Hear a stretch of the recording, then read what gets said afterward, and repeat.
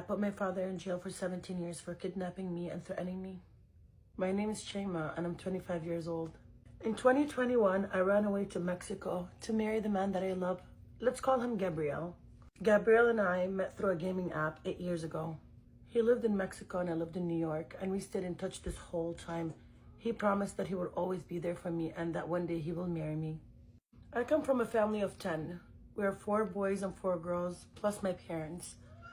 I have 2 brothers that are disabled, and sister number 1 and sister number 2 are both married and they're not home. And 2 of my brothers, of course, work, and then there is me, daughter number 3, and I have a younger sister. September 2021, my brother drops me off at school like he usually does. And instead of going to school, I took a taxi, I went to the airport. I took a flight to Mexico and I snapped my sister number 2. And I told her, hey, I'm okay and don't look for me. I'm gonna contact my parents when I'm ready. Everything's okay.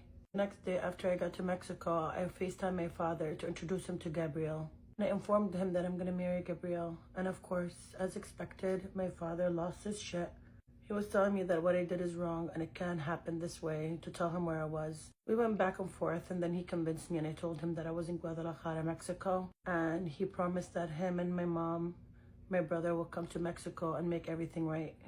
And 2 days later, my father and my mom and my brother come to Mexico to meet Gabriel and his family. Gabriel suggested that we go to a mosque, a local mosque where he knows the sheikh, but my dad said no.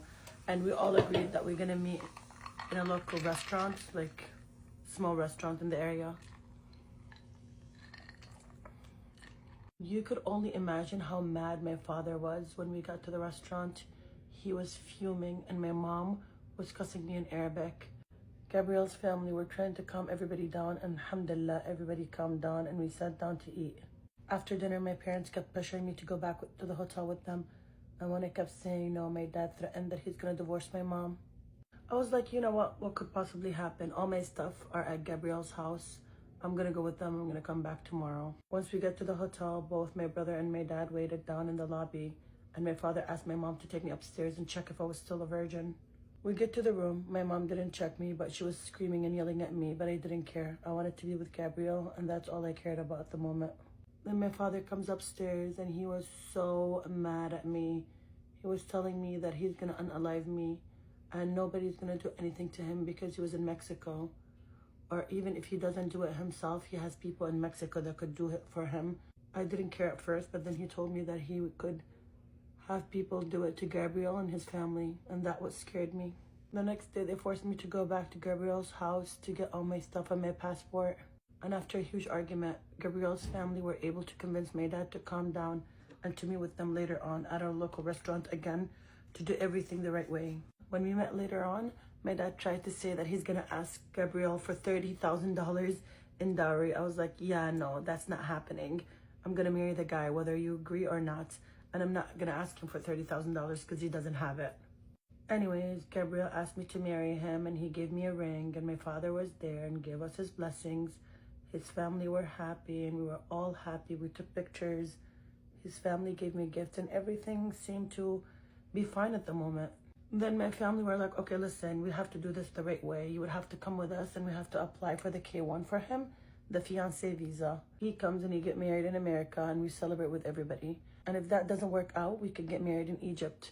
Gabriel's family could come to Egypt and we'll have a destination wedding. We get all my stuff, and once we get to the hotel, my father takes the ring and all the gifts that were given to me and he throws everything to the garbage. And once we got back to New York, my family changed the Wi-Fi. They forced me to log into all my social media. They deleted all my social media, all my emails, forced me to contact the school and to withdraw from the school. And every time I was on the phone with them trying to ask and cry for help, my brother would mute the phone and he would cuss me out. They held me captive at home. My father installed cameras everywhere and they refused to allow me to talk to Gabriel whatsoever. And since I didn't speak to him, Gabriel got worried and he contacted the local police in Buffalo, New York, and he asked them to come and do a wellness check.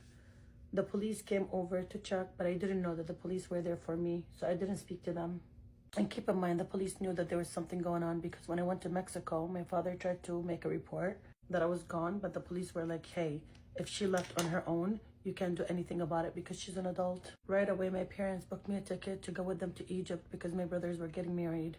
And my family couldn't even wait. A week later, my sister drove us to Ohio. We went from Ohio to Texas, and we flew to the Middle East and we got to Egypt. And this whole time, my dad was next to me and he couldn't even let me breathe. I couldn't ask for help or anything. The only reason I left with them is because he threatened me that if I don't go with them, that he's gonna hurt me, or worse, he would never ever allow me to be with Gabriel or to ever see him again. Once we got to Egypt, my father was like, hey, you're not in the West anymore. You're in the Middle East, and women like you get unalived for the shit you did. And during the 3.5 weeks stay in Egypt, my father locked me in the hotel, and anytime I complained or said anything, he threatened that he's gonna throw me from the 7th floor of the hotel.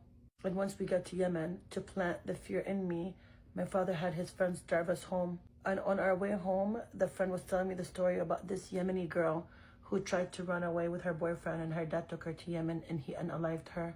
I wasn't allowed to go out, have a phone, talk to anyone, or do anything. And when I got there, I was devastated that I couldn't talk to Gabriel and explain to him what happened. And my father continued to try to get me married while I was there. My brothers got married and my family celebrated with them, and then they decided to go back to America. And they left me all alone in Yemen with my sister-in-laws, the new sister-in-laws that I didn't even know. I stayed in Yemen for 1.5 years with no way out, no communication with anybody from America or Mexico.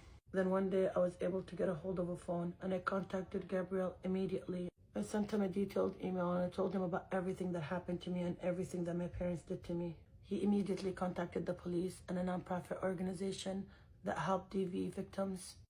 And the organization were able to notify the authorities to help me out. My family went on a trip to the UAE, and when they came back, officials stopped them at the airport. They took their phones and they were able to retrieve everything, messages, pictures, all the evidence. My father and my brothers were arrested right then and there at the airport. And because I was the witness, the judge ordered my father to bring me back from Yemen to testify. The government were able to bring me back from Yemen. I went to court, I testified in front of the judge and the jury, and I told them about everything that happened to me by my family while I was in Mexico and in Yemen. One of my brothers took a plea deal and served 3 years in prison for assisting my father. But once he came out of jail, they took him back in because he has a felony now and he only has a green card. And now he is facing deportation. And my other brother is in jail. And my father was sentenced for 17 years in jail. Now everybody's looking for me and they all think that if I come out, I could save my father and take him out of jail and save my family. But I am under witness protection. Just a disclaimer, this isn't my story, I'm just a storyteller. I am Anhad and the story is of Shaima, a Yemeni girl from New York. Her story is all over social media and you can Google it yourself.